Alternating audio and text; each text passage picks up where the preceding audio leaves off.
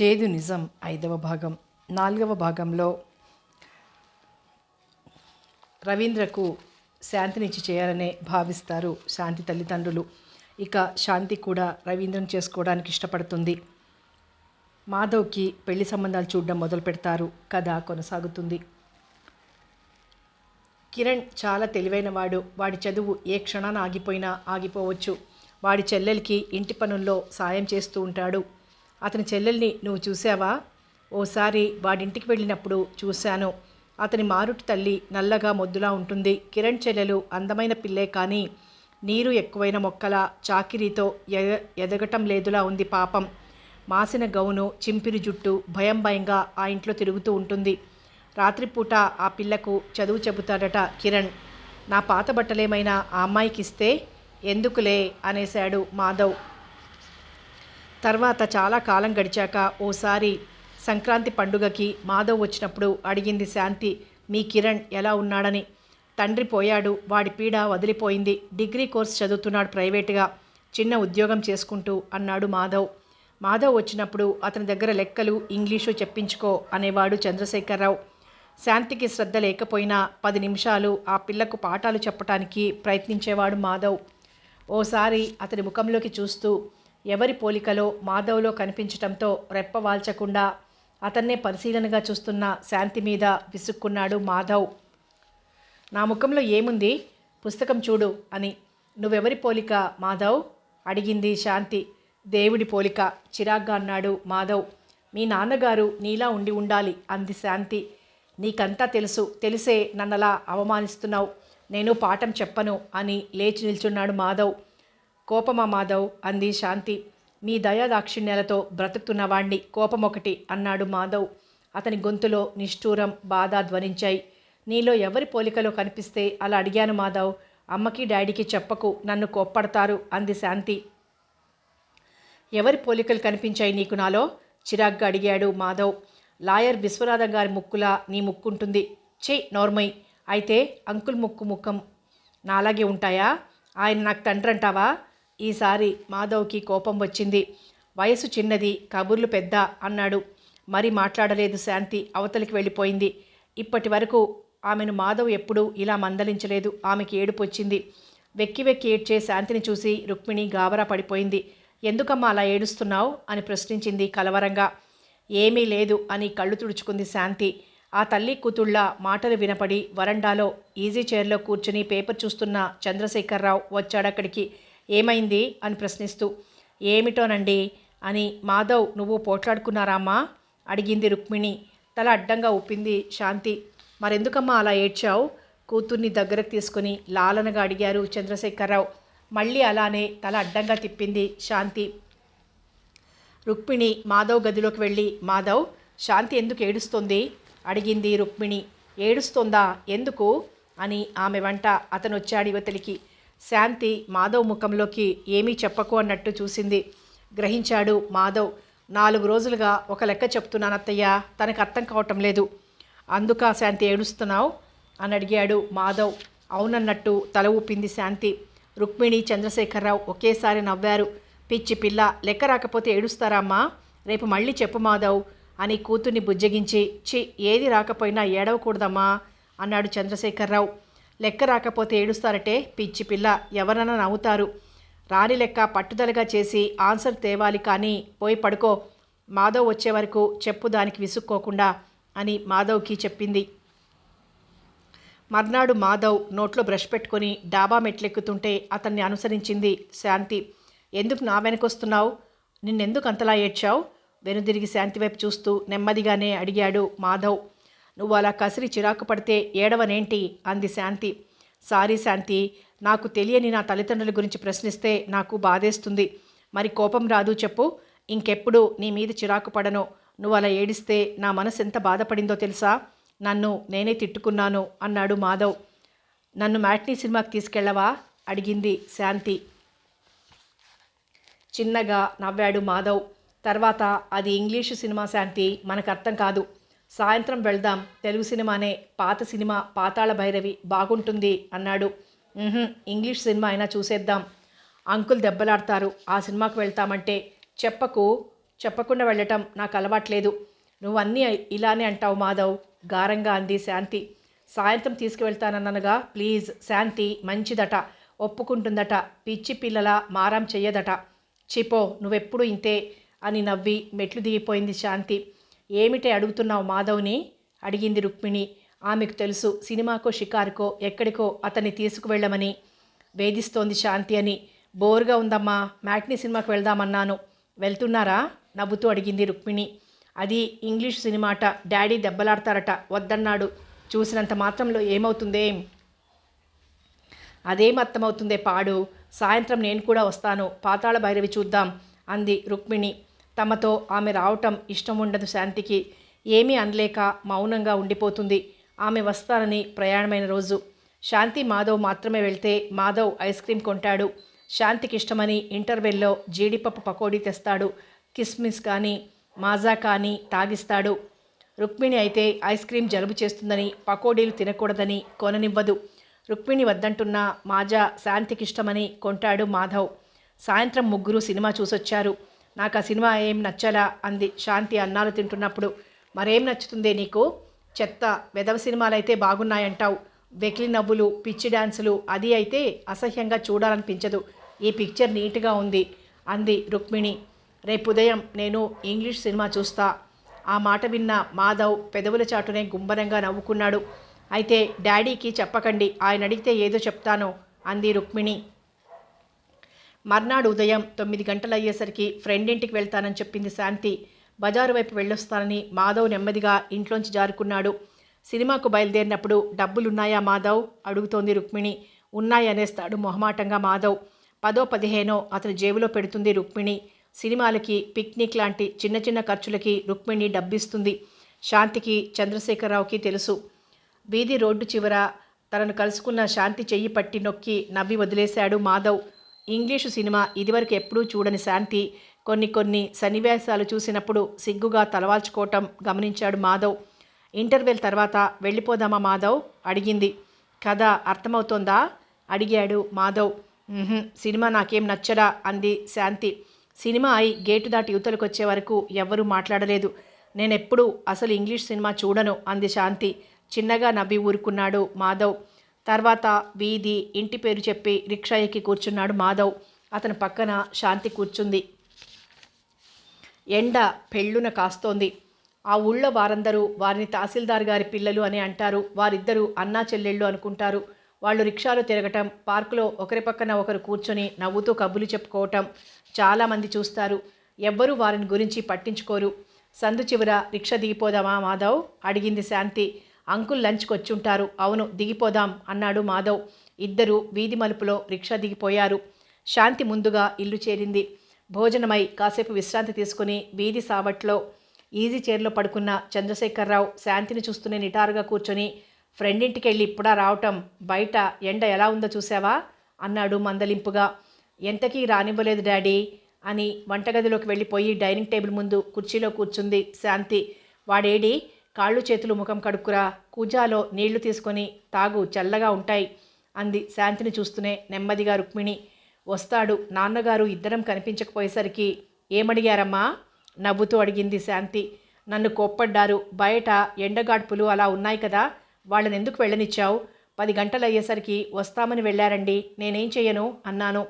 ఇటుపైన ఎప్పుడు ఏ ఫ్రెండ్ ఇంటికైనా ఉదయం పూట పంపించకు, సాయంత్రమే వెళ్ళమను అన్నారు అంది రుక్మిణి కూడా నెమ్మదిగా, నవ్వు పెదవుల మధ్య బిగబడుతూ. ఇంతలో హాల్లోంచి చంద్రశేఖరరావు గారి గొంతు వినరావటంతో అటువైపు చెవి ఒగ్గారు తల్లి కూతుళ్ళు. ఎండవేళ బజారేమిటి, సాయంత్రం వెళ్ళరాదు? ఏం కొన్నారేమిటి బజార్లో? చంద్రశేఖరరావు గారి గొంతు ఖంగుమంది. ఆ గొంతులో రవ్వంత కోపం. ఏదో చెప్పాలని మాధవ్ ప్రయత్నించుంటాడు. నోర్మయ్, లోపలికి నడు, అన్నం తిను అన్నారు చంద్రశేఖరరావు. పిల్లిలా లోపలికి జారుకున్నాడు మాధవ్. పిల్లలిద్దరికీ ఆప్యాయంగా వడ్డన చేస్తోంది రుక్మిణి. వచ్చే నవ్వు పెదవుల చాటును బిగబడుతూ అన్నం కూరలో కలుపుతూ, డాడీకి ఏమిటి చెప్పబోయావు నోర్మయ్ అన్నారు అడిగింది శాంతి తన ఎదుట కుర్చీలో కూర్చుని మౌనంగా అన్నం కలుపుకుంటున్న మాధవ్ని.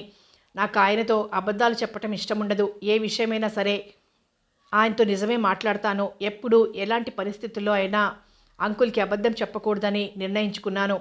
సినిమాకు వెళ్ళామనే చెప్పబోయాను. ఆయన మరి నన్ను మాట్లాడవద్దని శాసించారు అన్నాడు మాధవ్. రక్షించావు. అమ్మ చేత అబద్ధం చెప్పించి గొప్ప పెద్ద మనిషిలా నువ్వు నిజం చెప్పి అమ్మని అబద్ధాలాడే మనిషి కింద నాన్న ఎదట నిలబెట్టాలనుకున్నావు. నీతో ఏదైనా డేంజర్ సుమా అంది శాంతి. సారీ శాంతి అని మాత్రం అన్నాడు మాధవ్. అతనెప్పుడు చంద్రశేఖరరావు దగ్గర అబద్ధం చెప్పడు.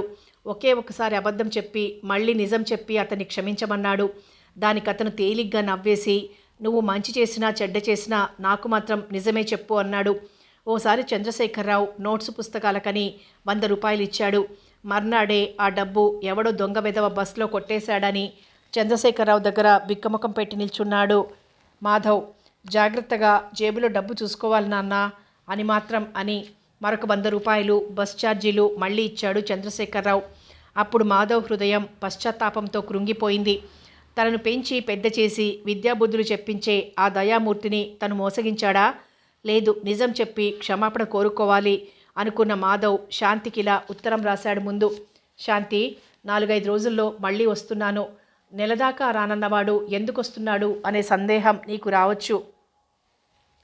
మీ నాన్నగారిని నేను మోసగించాను. ఏమిటో తెలుసా? అంకుల్ నాకు నోట్సులకని 100 రూపాయలు ఇచ్చారు. నేను ఇక్కడికి వచ్చేసరికి నా మిత్రుడు కిరణ్ హాస్పిటల్లో ఉన్నాడు. యాక్సిడెంట్ అయి దెబ్బలు తగిలాయి.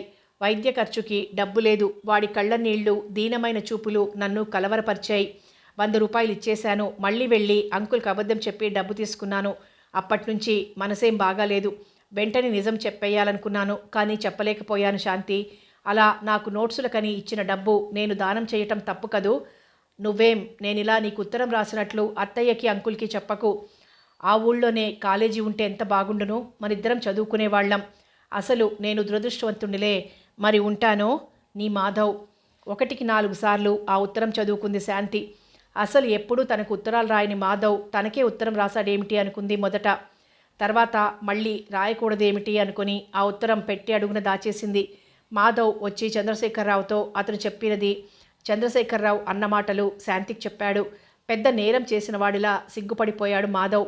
మళ్ళీ వచ్చావు, సర్లే 4 రోజులు ఉండేట్లు వస్తే బాగుండేది, కానీ వెంటనే వెళ్లేదానికి రావటం ఎందుకు? గొణిగింది రుక్మిణి. ఆమెకేమీ జవాబివ్వలేదు మాధవ్. చిన్నగా నవ్వేసి ఊరుకున్నాడు. చదువై ఉద్యోగమైన తర్వాత రుక్మిణి అతని కొత్త ఇంట్లో పాలు పొంగించొచ్చాక నన్ను తీసుకెళ్లలేదు అని బుంగమూతి పెట్టి అలిగింది శాంతి. ఈసారి వెళ్ళినప్పుడు తప్పక తీసుకువెళ్తాను అని కూతుర్ని బుజ్జగించింది రుక్మిణి. అలాగే వెళ్ళారిద్దరూ. పల్లెటూరు, ఓ పెంకుటింటిలో మాధవ్ కాపురం, బ్యాంకు కూడా ఉన్నాయి. వెళ్ళిన పూట రుక్మిణి వంట చేసింది. మాధవ్కి ఇష్టమైన మెంతి వంకాయ కూర సాంబారుతో. వంకాయలు ఎక్కడివి అడిగాడతను కూర అద్దుకొని అన్నం తింటూ. ఇవాళ ఎలానూ వద్దామనుకుంటున్నాం కదా.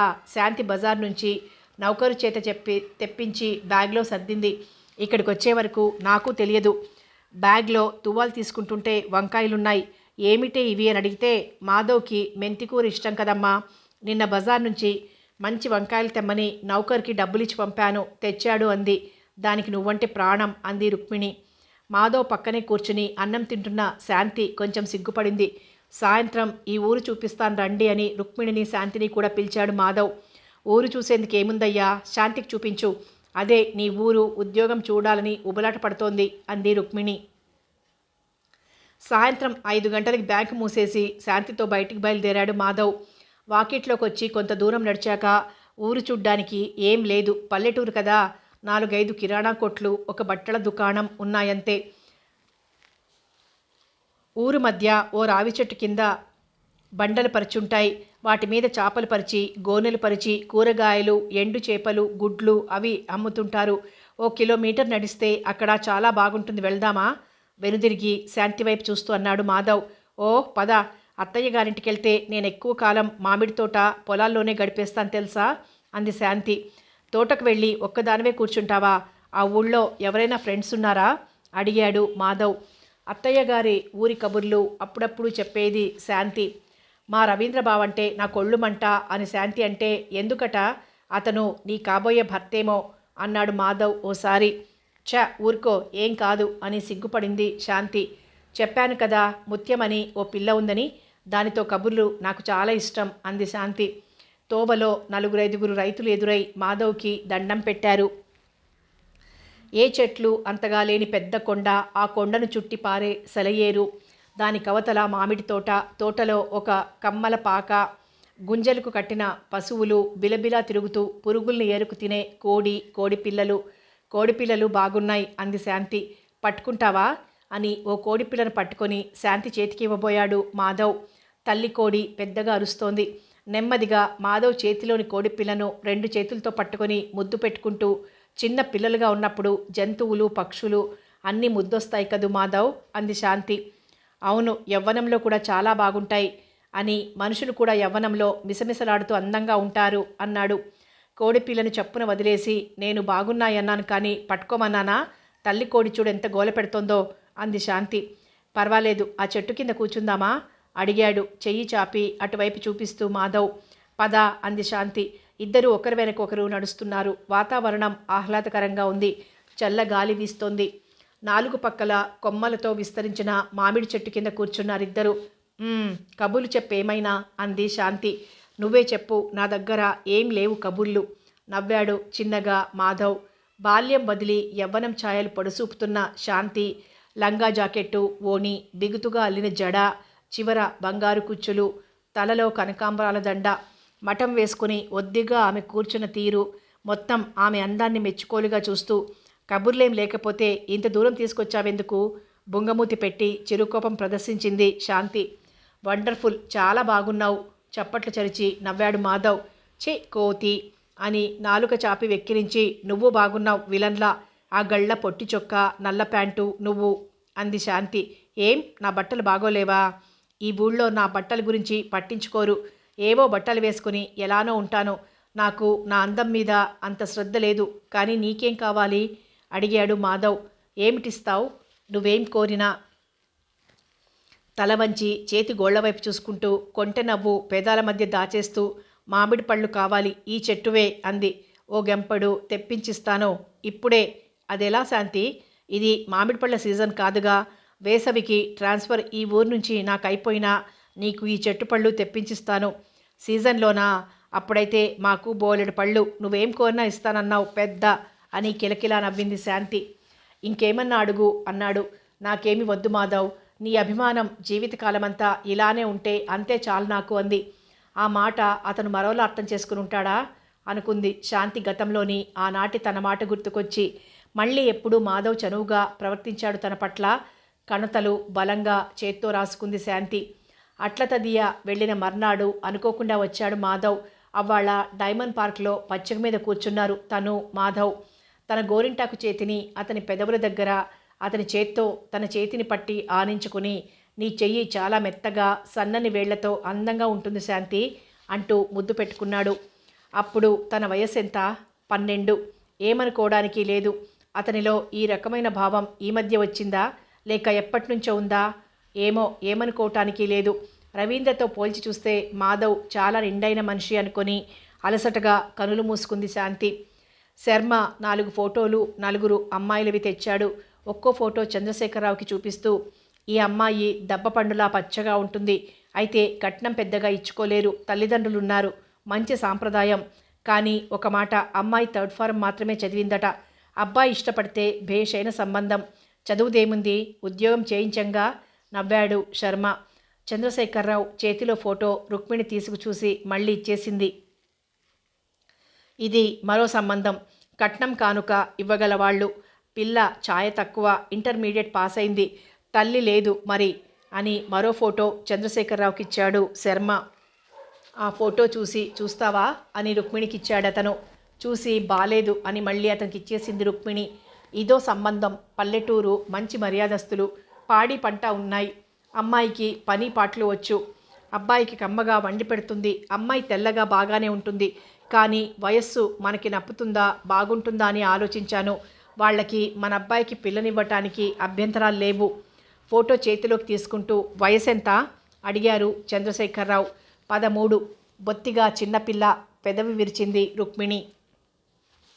మరొక ఫోటో. ఇది మంచి సంబంధమే. పిల్ల కాస్త ఒత్తరి. అయితే ఏం, ఒకరిద్దరు పిల్లలు పుట్టారంటే సన్నబడిపోతుంది. 40,000 కట్నం ఇస్తామన్నారు. వారికి అమ్మాయి ఒక్కతే పిల్ల. ఫోటో చూస్తూనే వద్దనేశాడు చంద్రశేఖరరావు. అందరికీ మీ అబ్బాయి దత్తపుత్రుడు అని చెప్పేశాను. ఎవరబ్బాయి, ఆ అబ్బాయి తల్లిదండ్రులు ఎవరు అనే ప్రశ్న రాలేదు. నేను చెప్పలేదు. అయినా మన అనుమానం కానీ ఇప్పుడంత కులగోత్రాలు ఎవరు పట్టించుకుంటున్నారండి? అబ్బాయి గ్రాడ్యుయేటు, బ్యాంక్ ఉద్యోగం, ఇంకేం కావాలి ఎవరికైనా? అబ్బాయికి ఫోటోలు పంపండి. ఏదో సెలెక్ట్ చేస్తే ఓసారి అబ్బాయిని తీసుకువెళ్ళి ఆ పెళ్లి చూపుల లాంఛనం అయిందనిపించుకుని సెటిల్ చేసేద్దాం. వెళ్ళారా? అమ్మాయి సంబంధం ఏమైంది? అడిగాడు శర్మ. గ్లాస్తో అతనికి కాఫీ తెచ్చిచ్చింది రుక్మిణి. కాఫీ సిప్ చేసి కొంచెం పంచదార తేమ్మా అన్నాడు శర్మ. చెంచాతో పంచదార తెచ్చి అతని గ్లాసులో వేసింది రుక్మిణి. చెంచాతో పంచదార గ్లాసులో కలుపుకొని నా మాటకు జవాబిచ్చారు కాదు. అమ్మాయి విషయం కాయా పండా అడిగాడు చంద్రశేఖరరావుని. మా ఆవిడని వెళ్ళమంటున్నానండి. నాకు పెళ్లి మాటలు ఎలా అడగాలో తెలియదు. వెళ్ళాను కానీ అడగలేకపోయాను. ఆవిడ మనసులో ఏముందో మరి. ఇవాళ రేపో అని వాయిదాలు వేస్తోంది అన్నారు చంద్రశేఖరరావు. శర్మ కాఫీ తాగి గ్లాసు క్రింద పెట్టి అబ్బాయికి 4 ఫోటోలు పంపించండి. లేదంటే అబ్బాయిని రమ్మని రాస్తే నచ్చిన అమ్మాయిని చూపులకెళ్ళొచ్చు. వాళ్ళందరికీ వారం 10 రోజుల్లో కబురు పెడతానని చెప్పాను అన్నాడు. అబ్బాయిని రమ్మని రాసి ముఖస్థంగా అన్నీ మాట్లాడుకుంటే బాగుంటుందిలేండి.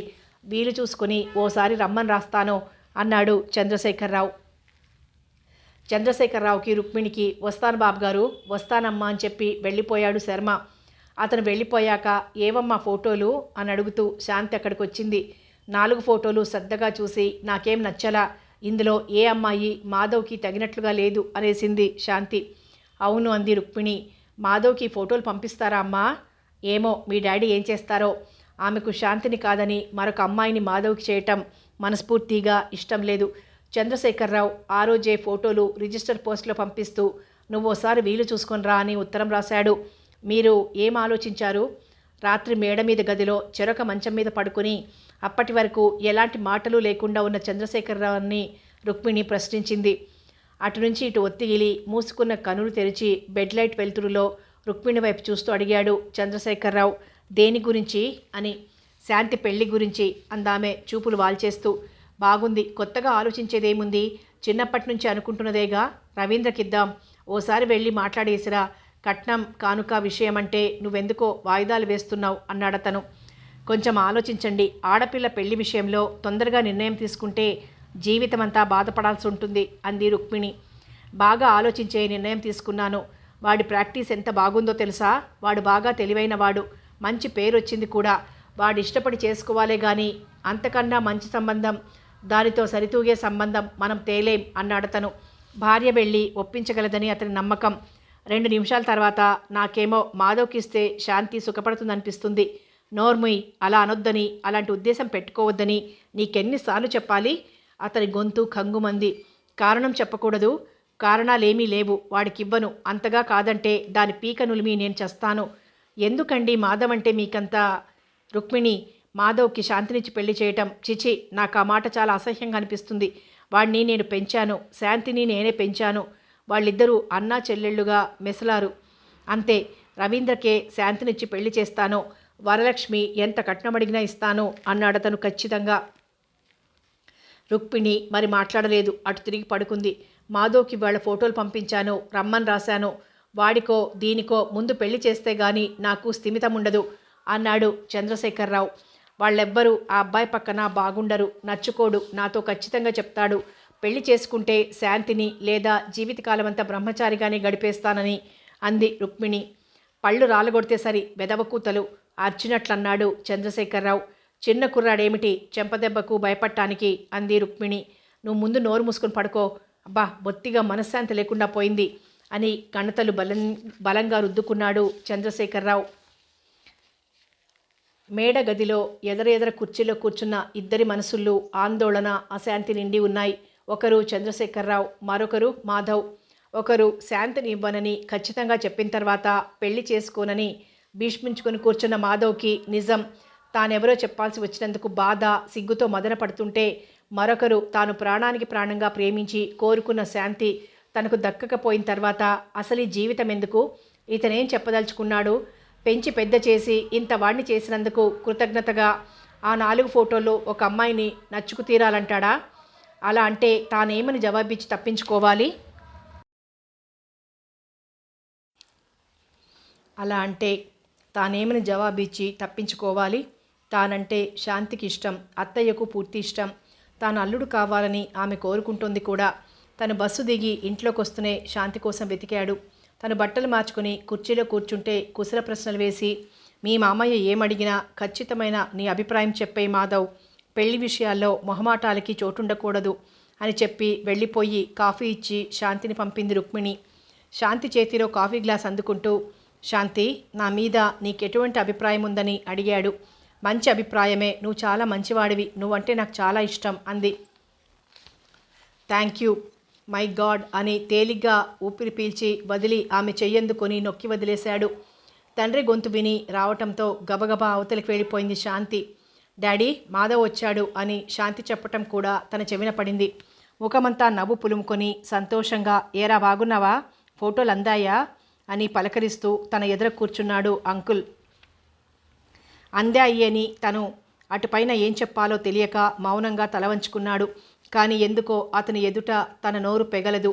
ఏదో అట్రాక్షన్ అతనిలో నుండి తనకు విద్యుత్ ప్రవహిస్తున్నట్లు భయంగా మౌనంగా ఉండిపోతాడు. రాత్రి భోజనాలు అయ్యే వరకు అతనేమీ తనను ప్రశ్నించలేదు. ముందుగా భోజనం ముగించి లేస్తూ, మాధవ్, తర్వాత నా గదికి ఓసారి రా అని చెప్పి వెళ్ళిపోయారు. అతని గది అంటే అది బెడ్రూమ్ కాదు, అతను ఎవరితోనన్నా మాట్లాడే గది లేదా మిత్రులతో కూర్చుని చదరంగం ఆడే గది. అతను నా గదికి ఎందుకు పిలిచాడో తాను ముందే ఊహించి జవాబు సిద్ధంగా ఉంచుకున్నాడు. గదిలోకి అడుగు పెడుతుంటే రా కూర్చో అని ఆప్యాయంగా ఆహ్వానించి కుర్చీ కొంచెం ముందుకు జరిపాడు. తను కూర్చున్న తర్వాత అడగబోయే మాటకు ఉపోద్ఘాతంలా దగ్గి గొంతు సవరించుకుని, నీకు శాంతికి కూడా ఈ సంవత్సరం పెళ్లి చేసేయాలనుకుంటున్నాను. దానికి సంబంధం వెతకనక్కర్లేదు, రవీంద్ర ఉన్నాడు. మరి నీకే, శర్మగారు ఏవో 4 సంబంధాలున్నాయని ఫోటోలు తెస్తే నీకు పంపించాను. అందులో ఏదన్నా నచ్చితే చెప్పు, ఓ రోజు వెళ్ళి అమ్మాయిని చూసి సెటిల్ చేసుకుందాం అని మాధవ్ ముఖంలోకి చూశాడాయన. నేను పెళ్లి చేసుకోదలుచుకోలేదు అంకుల్ అన్నాడతను. అతను కనులు వెడల్పు చేసి తన ఆశ్చర్యాన్ని వ్యక్తం చేస్తూ, కారణం ప్రశ్నించాడు. అడగొద్దు ప్లీజ్, మీకు మనసు నొప్పి కలిగితే క్షమించండి అన్నాడు. దానికతను, పెళ్లి చేసుకోకుండా సన్యాసిలా బ్రతకడానికా నిన్నింత వాడిని చేసింది? మీరు పచ్చగా సంసారాలు చేస్తూ పిల్లా పాపలతో ఉంటే చూడాలనుకుంటున్నాం అన్నారతను. నిజమే, మీరు అనుకోవటంలో ఆశించటంలో తప్పులేదు, కానీ నసుగుతూ ఆగిపోయాడు. కానీ చెప్పు అని అతను నొక్కి అడిగేసరికి, శాంతికి నేనంటే చాలా ఇష్టం అంకుల్, తానంటే నాకు అంతే అన్నాడు. ఆ మాట వినగానే అతను గది దద్దరిల్లేలా అరిచాడు, నోర్మై అంటూ. అంతే, ఇద్దరి మధ్య భరించలేని నిశ్శబ్దం తాండవమాడింది కొంతసేపు. తనంతాను తమాయించుకుంటూ మాధవ్ పిలిచారు చంద్రశేఖరరావు. తలెత్తి అతని ముఖంలోకి చూశాడు మాధవ్. శాంతి నీకేమవుతుందో తెలుసా అన్నాడు. అలాగే అతను చెప్పబోయే మాట కోసం చెవులు రిక్కించి గుండె వేగంగా కొట్టుకుంటూ ఉంటే చూస్తున్నాడు మాధవ్. శాంతి నీ చెల్లెలు అన్నాడు నెమ్మదిగా తలవంచి నేలచూపులు చూస్తూ చంద్రశేఖరరావు. ఇద్దరి మధ్య బాంబు పేలినట్లు కుర్చీలో కదిలి మళ్ళీ సమంగా కూర్చొని, నిజమా, అదెలా అన్నాడు మాధవ్.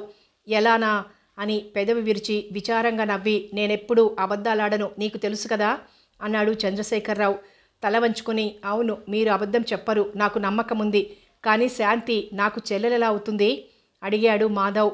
ఆనాడు జరిగిన సంఘటన ఈనాడు జరిగితే కాలం 25 సంవత్సరాల వెనక అప్పటి వ్యవస్థ అని నవ్వి, నేనుత్తా పిరికివాణ్ణి మాధవ్, చాదస్తుణ్ణి. నువ్వు అని ఆగారు. అతని గొంతు బరువుగా ధ్వనించింది. నేనెవరిని అంకుల్ అడిగాడు మాధవ్. శాంతి తనకెలాంటి చెల్లెలో తెలుసుకోవాలనే ఆత్రత అతని గొంతులో. చంద్రశేఖరరావు గతంలోకి చూడసాగారు. మాధవ్ కథ వింటున్నట్లు చంద్రశేఖరరావు గారి ముఖంలోకి చూస్తూ అతని మాటలు వింటున్నాడు శ్రద్ధగా. రంగరాయపురంలో సీతారామయ్య గారంటే ఆ ఊరి వారందరికీ గౌరవం ఉంది. అతను హుందాగా, మంచిగా, పెద్ద మనిషిగా మసలేవాడు. అతని తాత తండ్రుల నాటి నుంచి ఆస్తిపరులే. అందరూ వ్యవసాయం చేయిస్తూ, నౌకర్లు చాకర్ల మీద ఆజమాయిషీ చేస్తూ జమీందార్లలా రోజులు వెళ్లదీసిన వారే. కానీ సీతారామయ్య మాత్రం ఒక్కగానొక్క కొడుకు ఉద్యోగస్తుడు కావాలని కోరుకోవటం వలన చంద్రశేఖరరావుని పట్నంలో చదువుకు పెట్టాడు. అతను మిత్రులతో, బంధువులతో తన కొడుకు తహసీల్దార్ అవ్వాలని అనేవాడు. వారు చాటుగా నవ్వుకునేవారు. హాయిగా వ్యవసాయం చేయించుకుని ఇంటి పట్టున ఉండి కాలు మీద కాలేసుకుని తినక చదువు కొడుకుని తహసీల్దార్ని చేస్తాడట అని ఈర్ష్యపడేవారు. అతను ఎవరి మాట లక్ష్య పెట్టలేదు. కొడుకుని BA చదివించాడు. తాలూకా ఆఫీస్లో గుమాస్తగిరి దొరికిందతనికి. చూడండి, మా వాడు ఇంకో 10 ఏళ్లకి తహసీల్దార్ అయిపోతాడు అనేవాడు. కానీ అతను కొడుకు తహసీల్దార్ అవటం చూడలేదు, తనువు చాలించేశాడు. తండ్రి పోవటంతో వ్యవసాయం ఎత్తేస్తానన్నాడు. కానీ అతని తల్లి ఒప్పుకోలేదు. పాడి పంట ఉండాల్సిందే, నువ్వు ఈ ఊరు బదిలీ చేయించుకో అంది. ఆమె అమాయకత్వానికి అతను నవ్వి తమ ఊర్లో తాలూకా ఆఫీసు లేదని, తనకి ఊరు ట్రాన్స్ఫర్ అవ్వదని చెప్పాడు. అయితే ఆ ఊరికి 4-5 మైళ్ళ దూరంలో ఉన్న తాలూకా కేంద్రానికి ట్రాన్స్ఫర్ చేయించుకున్నాడు. ఉదయం 8:30 అవగానే స్నానం చేసి భోజనం చేసి కాసేపు రెస్ట్ తీసుకుని సైకిల్ మీద డ్యూటీకి వెళ్ళేవాడు చంద్రశేఖరరావు. అతని స్నానానికి నీళ్లు తొలిపేది సీతి. అది చంద్రశేఖరరావు తల్లికి ఇష్టం ఉండేది కాదు. ఓసేవ్ సీతి, నువ్వట్టే వాడికి నీళ్లు తొలిపావు అని అడిగింది మొదటి రోజు. అవునండి అమ్మగారు అంది సీతి. కొడుకుని చివాట్లేసిందావిడ. బొత్తిగా మాలవాడివైపోతున్నావేమ్రా శేఖర్, సీతి చేతి నీళ్లు స్నానం చేసావంటే నా మీద ఒట్టే అందామే.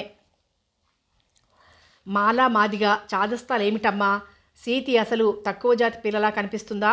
ఎంత శుభ్రంగా ఎంత అందంగా ఉంటుంది అని ఇంకా ఏమో అనబోయిన చంద్రశేఖరరావుని, నోర్మై, శుభ్రంగా ఉన్నంత మాత్రాన దాని చేతి నీళ్లు స్నానం చేస్తావా అని చెడామాడా తిట్టేసింది. మౌనంగా ఉండిపోయాడు చంద్రశేఖరరావు. సీతి అంటే చిన్నప్పటి నుంచి అతనికి అదో రకమైన ఇష్టం. సీతి నాన్న గంగన్న తమ పెద్ద పాలేరు. చంద్రశేఖరరావు తండ్రికి తలలో నాలుకలా మెసిలేవాడు. వ్యవసాయం స్వంతంలా చూసుకునేవాడు. పంట దిగిన నాడు అతనికి కొలిచే 4 పుట్ల ధాన్యం కాక మిగతా చిన్న రైతులు ఇద్దరికి తెలియకుండా మరో పుట్టి ధాన్యం గంగన్నకి కొలిపించిచ్చేవాడు. గంగన్న చాలా విశ్వాసమున్న మనిషి. సీతి 4 ఏళ్ల పిల్లగా ఉన్నప్పుడు అతని భార్య పోయింది. మళ్ళీ పెళ్లి చేసుకోలేదు. గంగన్న తానే పొలం పాకలోనే ఒక్కోసారి వంట చేసుకుని కూతురికి పెట్టేవాడు. వాడికి ఆ పిల్లంటే ప్రాణం. చాలామంది అతన్ని మళ్ళీ పెళ్లి చేసుకోమని చెప్పినా వాడు పెదవి విరిచి నవ్వేసి, నా తల్లిని మారటి తల్లి చేతుల్లో పెడతానా అనేవాడు. చంద్రశేఖరరావు తల్లి తండ్రి ఆ సలహా ఇచ్చినప్పుడు కూడా అదే మాట అన్నాడు. వాడు వెర్రివాడిది అని నవ్వి ఊరుకున్నారు వాళ్ళు. కానీ ఇంట్లో ఏ పిండి వంట చేసినా గంగన్నకి సీతికి పెట్టరా అని ఇచ్చేది చంద్రశేఖరరావు తల్లి. చంద్రశేఖరరావు వరలక్ష్మి కూడా సీతికి ఇచ్చేవారు. సీతిని బడిలో చదివించమన్నారు కూడా. సీతి ఆ ఊర్లో ఉన్న 5వ తరగతి వరకు చదువుకుంది. ఆ పిల్లకు పలక బలపం, తర్వాత పుస్తకాలు, పెన్సిళ్ళు, పెన్నులు కొనిచ్చింది కూడా. పొంగిపోయేవాడు గంగులు. బాబుగారు దేవుడ్లాంటోరు అనేవాడు. చంద్రశేఖరరావు డిగ్రీ తీసుకున్నాడు. సీతి లంగా ఓణీలు చీరలు కట్టేది. గొడ్ల సావిడి శుభ్రం చేయటం, ధాన్యం బాగు చేసి మిల్లు పట్టించడం, కందులు పెసలు లాంటివి విసిరి పప్పు చేయటం లాంటి పనులెన్నో చేసేది. గంగన్న సీతికి సంబంధాలు చూసేవాడు. కానీ పిల్లని అత్తవారింటికి పంపను, అల్లుడు నా ఇంటికి రావాలి అనేవాడు. దానితో సంబంధం వీగిపోయేది. సీతికి వయసొచ్చి చీరలు కడుతోంది, ఏదో మనువు చూసి ఇచ్చేయి అని కులం వాళ్ళు గంగన్నకు చెప్పేవారు. నా ఇంటికి వచ్చేవాడుంటే చెప్పండి ఇస్తాను అనేవాడు గంగన్న. సీతికి చంద్రశేఖరరావు అంటే ఏదో ఆకర్షణ. అది ఎలాంటి ఆకర్షణో ఆమెకే తెలియదు. సీతి పొలంలో పనికి వెళ్తే చంద్రశేఖరరావు పొలం చూసొస్తానని వెళ్ళిపోయేవాడు. సీతి గెడ్డ ఒడ్డున తోటాంచున గడ్డి కొయ్యటానికి బయలుదేరేది. చంద్రశేఖరరావు రావటంతోనే అతను అటువైపే షికారు వెళ్ళేవాడు. అటువైపు ఎవరు మనుషులు రారు. ఇద్దరికీ ఏకాంతమే. సీతి అందం చూస్తూ పరవశించేవాడు చంద్రశేఖరరావు. అతని మాట కదలిక ప్రతీదీ ఆమెను ఆకర్షించేది. సీతి, నువ్వు చాలా అందంగా ఉంటావు, నిన్ను పెళ్లి చేసుకునే అదృష్టవంతుడెవరో అనేవాడు చంద్రశేఖరరావు. పొండి బాబుగారు, మీ మాటలన్నీ ఇలాగే ఉంటాయి అని సిగ్గుపడిపోయేది సీతి. ఏది, నీ చెయ్యి చూపించు, జోస్యం చెబుతాను, నీకెలాంటి మొగుడొస్తాడో చెబుతాను అన్నాడు ఒకరోజు చంద్రశేఖరరావు. మీకు చెయ్యి చూడ్డం వచ్చా చిన్నబాబు గారు? అది చెబుతారా బడిలో? అమాయకంగా అడిగింది సీతి. మరేమిటనుకున్నావు అని కనుబొమ్మలు ఎగరేసి నవ్వాడు చంద్రశేఖరరావు. అతని ముందుకు చెయ్యి చాచింది సీతి. అతనికి దగ్గరలో మడికాళ్ళు వేసుకుని కూర్చుని ఆమె చెయ్యి మృదువుగా నొక్కిపట్టి, మోటు పనులు చేయటం వలన నీ చెయ్యి గట్టిగా ఉంది, నా చెయ్యి ఎలా ఉంది అడిగాడు చంద్రశేఖరరావు. మీ చెయ్యి గట్టిగానే ఉంది అబ్బా అని అతని చేతిలో నలిగిపోతున్న తన చేతిని వెనక్కి తీసుకోబోయింది. సరే చెయ్యి విప్పు అని ఆమె చేతి రేఖలు, వేళ్ళు, గుత్తంగా తొడిగిన ఎర్ర గాజులు చూస్తూ, నీకు చదువుకున్న మొగుడొస్తాడు అన్నాడు చంద్రశేఖరరావు. ఆమె కనులు పెద్దవి చేసుకుని అతని వైపు చూస్తూ, మూగాడు కూడా అలాగే చెప్పాడు, ఓసారి పావలా ఇచ్చి చెయ్యి చూపించుకున్నాను అంది సీతి. మూగాడికి మాటలు రావుగా, ఎలా చెప్పాడు నవ్వుతూ అడిగాడు చంద్రశేఖరరావు. సైగలు చేస్తే తెలిదేటి అని తాను నవ్వి చెప్పండి మరి అంది సీతి. మూగాడు ఇంకేం చెప్పాడు. నాకు ఈ ఏడాదిలో పెళ్ళైపోతుందట. నా మొగుడు నన్ను అనుమానంగా చూస్తాడంట. కూటికి గుడ్డకి లోటు ఉండదట. 4 పిల్లలు పుడతారంట. ముసిల్దయ్యేదాకా 80 ఏళ్ళు బతుకుతానట. నిజమేనా బాబుగారు? నిజమే. అలాగే ఉంది నీ చేతిలో. సీతి, నీకు ముక్కుకి ఆ కమ్మలు బాగాలేవు, తీయించేసుకో. ఒంటిరాయి ముక్కు పుడకైతే నీ ముఖానికి అందంగా ఉంటుంది అన్నాడు చంద్రశేఖరరావు ఆ చెయ్యి పట్టి ముఖంలోకి చూస్తూ. మా నాయన కోప్పడతాడు. ముక్కు పుడక ఎవరు చేయిస్తారు? అవి తీయించేయి. ముక్కు పుడక నేను కొనిస్తాను. మీరా? అవును, ఎందుకు ఇవ్వకూడదు? నేను మీ ఇంటి దాసిదాన్ని. అందుకే నేను ఇవ్వచ్చు, నువ్వు తీసుకోవచ్చు. నువ్వు చాలా బాగుంటావు సీతి. ఆ మాట అతను చాలాసార్లు అన్నాడు. మీరు చాలా అందంగా ఉంటారు చిన్నబాబు గారు. నేను అనుకుంటుంటాను ప్రపంచంలో మీ పాటి అందగాడు ఉండడని అంది సీతి. అంత బాగుంటానా నేను నీకు? మీది మంచి మనసు. మనిషిని మనసు కూడా నచ్చాయన్నమాట నవ్వాడు చంద్రశేఖరరావు. నిజమే, మీరంటే నాకు ప్రాణం. మీరెప్పుడూ నన్నిలా అభిమానంగానే చూడాలా. అలాగే అంటూ ఆమె చేతిని ముద్దు పెట్టుకున్నాడు చంద్రశేఖరరావు. ఆమె పరవశంగా కనులు వాల్చుకుంది. ఆమెకు తానంటే చాలా ఇష్టం. ఈ క్షణంలో తను ఆమెను కోరుకున్నా కాదనదు. కానీ ఆమె శీలం దోచుకుని వదిలేయటం తప్పు. ఆమెను తన అర్ధాంగిగా ఇంటికి తీసుకువెళ్ళగలడా? తల్లి, తన కులం, సాంప్రదాయం, బంధుజనం అన్నీ గుర్తొచ్చి నిస్పృహగా ఊపిరి పీల్చి వదిలాడు చంద్రశేఖరరావు. ఏంటి చిన్నబాబు గారు అలా చూస్తున్నారు? శూన్యంలోకి చూస్తున్న అతని చూపుల్లోని ఆలోచనలేమిటో అర్థం కాని సీతి అతని చేతిలో మృదువుగా నలుగుతున్న తన చేతిని వెనక్కి తీసుకోకుండానే అడిగింది. నిన్ను పెళ్లి చేసుకుంటే ఎలా ఉంటుంది అని ఆలోచిస్తున్నాను అన్నాడు నవ్వుతూ, చూపులు ఆమె ముఖం వైపు తిప్పుతూ. అదిరిపడింది సీత. అలాంటి మాటలు అనకండి బాబుగారు అంది సీతి అతని చేతిలోని చేతిని వెనక్కి లాక్కుంటూ.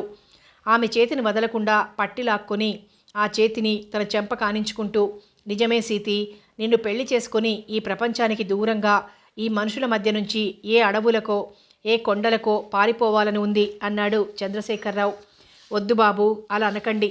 మీ దగ్గర పాలికాపోళ్ళం మేము. మీ కులం పెద్ద కులం, చండాలపు కులం మాది. మీ అభిమానం ఉంటే నాకంతే చాలు అంది సీతి. ఆమె కనులెందుకో చెమ్మగిల్లాయి. మీ కులం వాడిని పెళ్లి చేసుకుని వాడితో వెళ్ళిపోతావు కదా సీతి ఎప్పుడైనా. అప్పుడు నిన్ను చూడకుండా మాట్లాడకుండా ఎలా ఉండగలనా అని ఆలోచిస్తుంటాను. నిజం సీతి, నిన్ను పెళ్లి చేసుకుంటాను అన్నాడు చంద్రశేఖరరావు ఉద్విగ్న స్వరంతో. వెళ్ళిపోదాం పదండి బాబు, మీ మనసు బాగోలేదంటూ అతని చేతిలోని తన చేతిని వెనక్కి లాక్కొని చప్పున లేచి నిల్చుంది సీతి.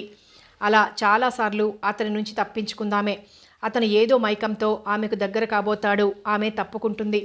సీతి ముక్కు కమ్మలు కంసాలి దగ్గర విప్పించేసుకుంటే గంగన్న దెబ్బలాడాడు. అదేటి పని? ముక్కు అందం పోయిందని. సీతి అప్పటికి ఊరుకుని తర్వాత అంది, అయ్యా, నాకు ముక్కు పుడక ఎట్టుకోవాలనుంది. చిన్నబాబు గారిని పట్నం నుంచి తెమ్మన్నాను అంది. దానికతను తప్పు. పెద్దోళ్ళకు అలా చెప్పకూడదు సీతి. చిన్నబాబు గారితో గొప్ప జోరుగా తిరుగుతుండావు. పెద్దోళ్లతో సావాసం నాగుపాముతో నేస్తం లాంటిది. ఒళ్ళు దగ్గరెట్టుకునుండు అని మందలించాడు. చంద్రశేఖరరావు 8 రాళ్ల బేసరి తెచ్చిచ్చాడు. తండ్రి అన్నమాట చెప్పింది చంద్రశేఖరరావుకి. తను నాగుపాము లాంటివాడా? సీతికి అన్యాయం చేస్తాడా? ఒక క్షణం ఆలోచించాడు చంద్రశేఖరరావు. లేదు, తను ఆమెకు అన్యాయం చేయడు. మరి ఆమెను పెళ్లి చేసుకోగలడా? పెళ్లి చేసుకుని ఎంతో పవిత్రమని భావించే తమ కుటుంబంలోకి ఆమెను తీసుకువెళ్ళగలడా? కులం, సాంప్రదాయం అని తనకెన్నో సంబంధాలు చూసి వదిలేసిన తన తల్లి సీతిని కోడలుగా అంగీకరిస్తుందా? ఆమె చేతినీళ్లు స్నానం చేస్తేనే ఒప్పని తల్లి. సీతి చూస్తే మడిబట్ట మైల పడిపోయిందని విడిచేసే అమ్మ. దేవుడి గదిలోకి సీతి చూడకూడదని తలుపులు చేరవేసే అమ్మ ఆమెను గృహప్రవేశం చెయ్యనిస్తుందా? తను సీతిని పెళ్లి చేసుకుంటే ఆమె గుండె పగిలి చచ్చిపోతుంది. ఆమె జీవించి ఉన్నంతకాలం సీతిని తను పెళ్లి చేసుకోలేడు. ఏంటండి శనబాబు గారు అలా ఉండిపోయారు? నా ముఖం కేసు చూడండి. ఎలాగుంది ముఖం? బాగుందా అడిగింది. చాలా బాగుంది సీతి. చెవులకు జూకాలు, రింగులు కూడా తెస్తాను. ఉత్తనే బంగారు వస్తువులు ఇస్తే మీ నాన్న అనుమానిస్తాడు. ఆ ముక్కు కమ్మలు నా చేతికివ్వు. వెళ్ళేప్పుడు మీ నాన్నతో చెప్పు నా చేత పట్నం నుంచి జూకాలు తెప్పించుకుంటానని అన్నాడు చంద్రశేఖరరావు ఆమె ముఖంలోకి తృప్తిగా చూస్తూ. అలాగే అన్నట్టు గుండ్రంగా తల ఊపింది సీతి. నా పేరు సీత. అలా పిలవక అందరూ సీతి అని పిలుస్తారు. అలా పిలిస్తే పలకొద్దు. ఆఖరికి మీ నాన్న పిలిచినా అలా పలకొద్దు. మా అయ్య ముద్దుకలా పిలుస్తాడు, అలవాటైంది. ఇప్పుడు సీత అని పిలవమంటే పిలుస్తారేటి? మీరు పిలవండి సీత అని నవ్వింది సీత. ఆమె అలా నవ్వితే చిన్నగా విచ్చుకున్న గులాబీ పెదవుల మధ్య జాజిమొగ్గలు పేర్చినట్లు పలువరస కనిపించింది. సీతి కిలకిలా నవ్వింది సీతి. పొలంలో గున్నమామిడి చెట్టు కింద ఉన్న చిన్న పాకలో నులక మంచం మీద చంద్రశేఖరరావు కూర్చుని ఉంటే అతని సమీపంలో మంచమంచున కూర్చుంది సీతి. గంగన్న అక్కడికి దూరంగా ఉన్న పొలం ఊడుపులికి పోయాడు. చప్పున ఆమె చెయ్యి పట్టి తన మీదికి లాక్కొని ఆమె చెంపలు ముద్దు పెట్టుకున్నాడు చంద్రశేఖరరావు. అతని నుంచి విడిపించుకున్న సీతి ఏడ్చింది భయంతో. ఏంటండి బాబుగారు ఇలా చేశారు? మీరు చదువుకున్నారు, అన్నీ తెలిసినోరు అంటూ. నిన్ను పెళ్లి చేసుకుంటాను సీతి. ఎందుకండి అలాంటి అబద్ధాలు ఆడతారు? ఆకాశానికి భూమికి పొత్తు కుదురుద్దేటి అంది రోషంగా, కళ్ళు ముఖం పైట చెంగుతో తుడుచుకుంటూ. గాంధీగారు అనుకోవటం విన్నావా సీతి? తల గుండ్రంగా ఊపింది సీతి విన్నాను అన్నట్లు. అతనేం చెప్పాడు? అందరిది ఒకటే కులం, మానవులంతా ఒక్కటే, ఈ కులాలు గిలాలు అన్నీ మనం పెట్టుకున్నవే అని చెప్పాడు. నేను నిన్ను పెళ్లి చేసుకుంటానని చెప్పానుగా. ఎప్పుడు చేసుకుంటారైతే? మా అమ్మ పోయిన తర్వాత. సీతి మళ్ళీ నవ్వింది. అమ్మ పోతే బంధువులు లేరేటి, అందరూ సచ్చాక చేసుకుంటానంటారా అడిగింది. కథ కొనసాగుతుంది.